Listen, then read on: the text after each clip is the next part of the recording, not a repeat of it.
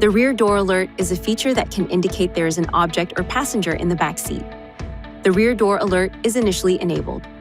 To enable or disable the system, use these controls to select Settings, Vehicle Settings, Rear Door Alert, then select an option to change a setting or turn the system off. When the system is enabled, the rear door alert is activated when one of the rear doors is used within 15 minutes before driving. This message will display, allowing you to disable the alert or dismiss the message. After the vehicle is driven and placed into park, the same message will be displayed again. If the driver did not disable the alert, this message is displayed as a reminder to check the rear seat. The horn will sound if a rear door has not been opened after the driver exits the vehicle, or if the doors are locked. Please see your owner's manual for important safety information, system limitations, and additional operating and feature information.